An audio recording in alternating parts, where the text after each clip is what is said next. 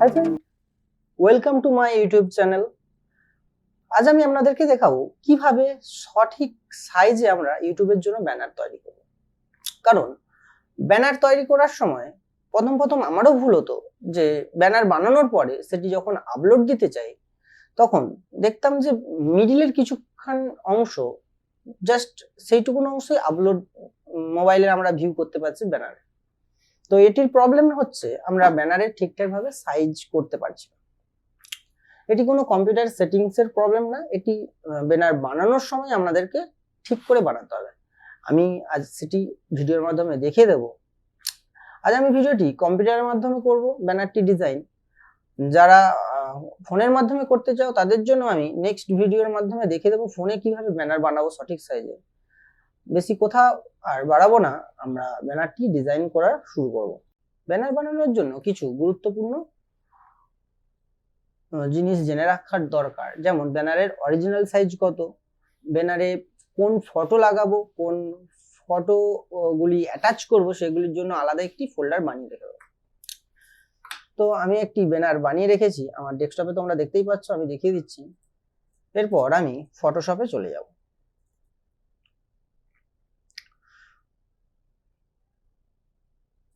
Banner বানানোর original pixel হলো 2048 into 1152 pixel. আমি 2048 ইন্টু 1152 পিক্সেলের একটি পেজ নিয়ে নিচ্ছি। 1152 পিক্সেলের একটি পেজ আমি নিয়ে নিচ্ছি।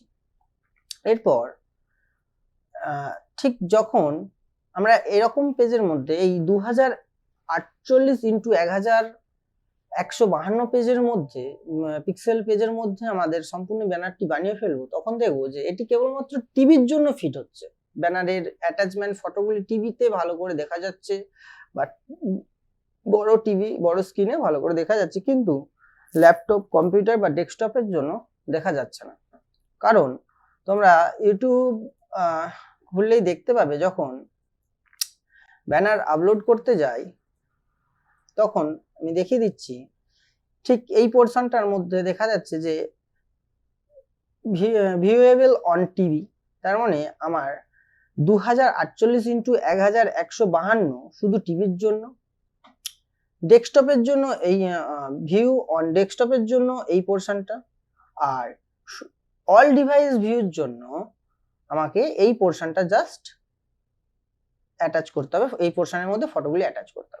তাহলে আমরা কিভাবে বানাবো না, এই পোর্শনটার মাপটা আমাদেরকে আগে জানতে হবে। ভিউ অন অল ডিভাইসের পোর্শনটার মাপ আমরা কিভাবে পাবো, মানে আমি এটা ফটোশপে আগেই মেপে রেখেছি, যার কারণে আর মেপে দেখছি না। এটার মাপ হচ্ছে, আমি বলে দিচ্ছি আপনাদেরকে, নোট করে নিন, 1540 ইন্টু 423 পিক্সেল। তাহলে আমি ফটোশপে যাওয়ার পরে 1540 ইন্টু 423 পিক্সেলের আরেকটি পেজ নিয়ে নেব। কন্ট্রোল এন করার পর 1540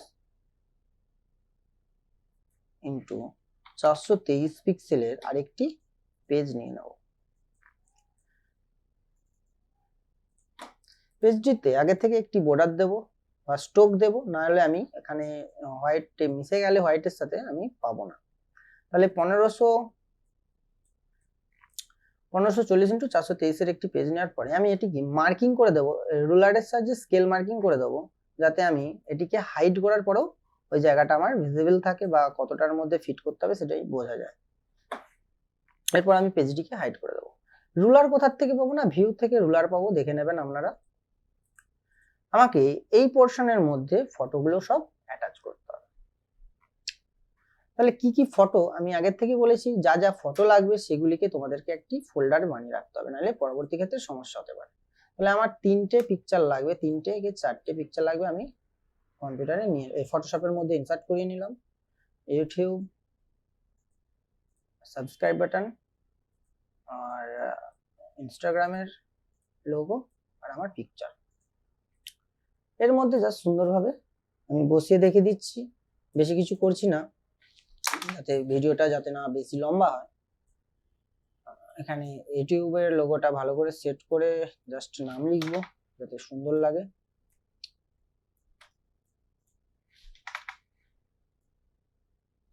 সাবস্ক্রাইব বাটনটা একটু ছোট করে দেবো,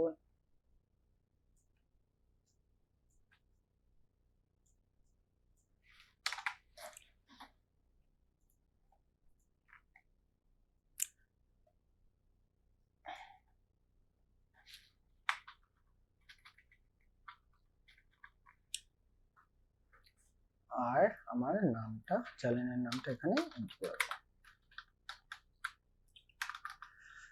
TUNG2। এটি ব্ল্যাক করে দেব যাতে ভালো করে বোঝা যায়, কারণ হোয়াইটের উপরে ব্ল্যাকটাই ভালো লাগে।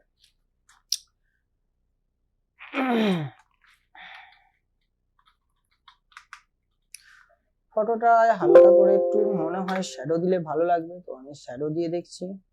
তোমাদের নিজেদের মতন তোমরা, না ভালো লাগবে না, আমি ডিলিট করে দিলাম। আর কিছু লিখবো না, জাস্ট এইটুকুনি ভালো লাগছে আমার ব্যানারটি, আমি এটি সেভ করে নিয়ে চলে যাব। এটি বানানোর পরে জাস্ট জেপিজি কে আপনাকে সেভ করতে হবে, জেপিজি, কন্ট্রোল এস, জেপিইজি তে সেভ করবেন ডেস্কটপে। আমি সেভ করছি টেস্ট নামে।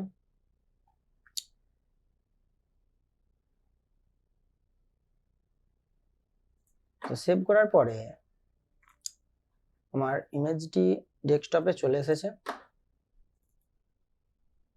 দেখতেই পাচ্ছ এটি আমি বানিয়েছি।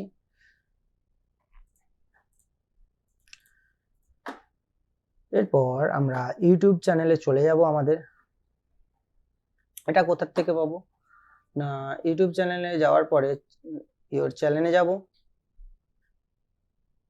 ইওর চ্যানেলে আসার কাস্টমাইজে যাওয়ার পর ব্যান্ডিং, ব্যান্ডিং এর পর আপলোড। ঠিক আপলোডে যাওয়ার পরে আপনার এটি আপলোড করবেন। এবার দেখুন আমি যতটা বানিয়েছি ইমেজ, তার মধ্যেই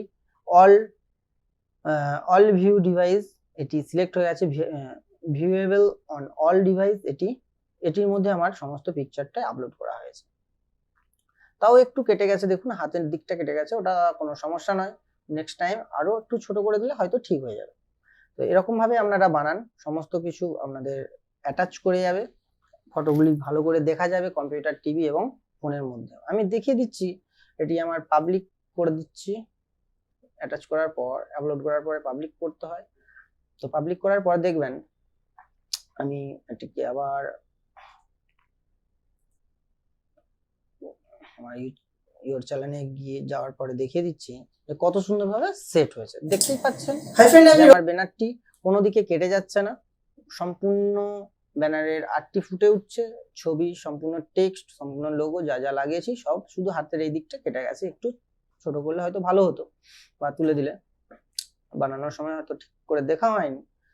দেখতেই পাচ্ছেন এইরকম ভাবে আমরা যদি ব্যানার বানাই, আমাদের ব্যানারটি টিভি, মোবাইল, কম্পিউটার সবতেই ভালো করে আমরা শো করতে পারবো। আর ইউটিউব চ্যানেলের জন্য ব্যানার একটি অত্যন্ত গুরুত্বপূর্ণ সাবজেক্ট। বেশি কথা আর বলবো না, আমার ভিডিওটি আজ এই পর্যন্তই। ভিডিওটি ভালো লেগে থাকলে লাইক, শেয়ার এবং সাবস্ক্রাইব করবেন।